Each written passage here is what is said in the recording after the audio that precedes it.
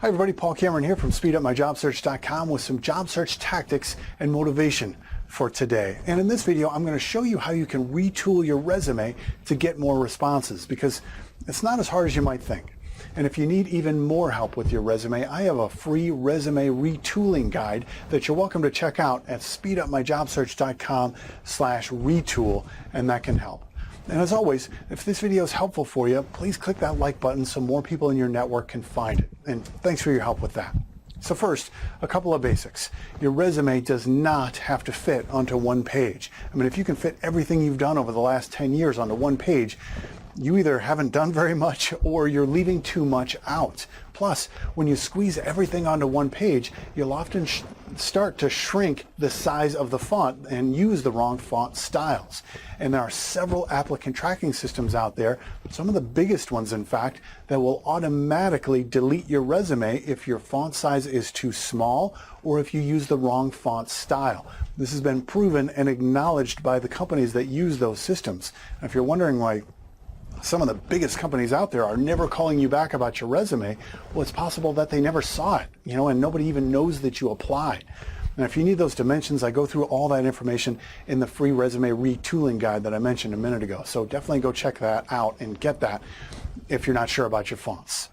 Next, use a summary statement and not an objective. An objective is what you want. And when an employer who doesn't yet know you looks through your resume, they're looking to see if you can meet their needs, not how they can meet yours. I mean, think about it. If you need to hire someone to fix your kitchen sink at home, you're going to look for someone who has experience fixing kitchen sinks, not someone whose objective is to fix sinks.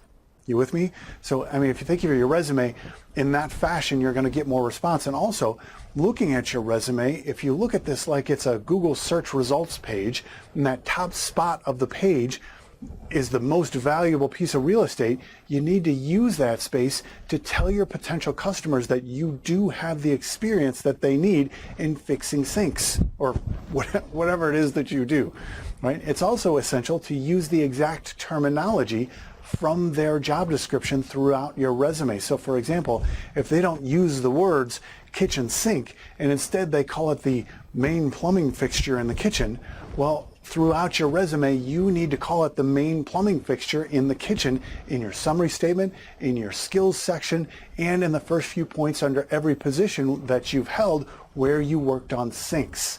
Does that make sense? So if you do that, you're going to start seeing more responses. Like I mentioned in our last video, in the resume timing video, they're spending an average of about 7 to 15 seconds looking at your resume, never more than 30 seconds. They simply want to know, does this person have the experience doing what I need them to do for this job? And if they don't see it, they move on. Now, this barely scratches the surface of what's covered in my Customizing Resumes course in SpeedUpMyJobSearch.com, and I even give you a resume template that you can work from to retool your resume even faster. So I encourage you to check that out if you need help with your resume. Again, I'm Paul Cameron from SpeedUpMyJobSearch.com. Subscribe to our free YouTube channel here or have these videos emailed to you regularly by going to drivestaff.com/motivate. And remember, retooling your resume doesn't have to take forever. Just a couple of wording changes to match what they need, and you're going to start seeing response rates improve. You can do this. Now, it's time to get to work.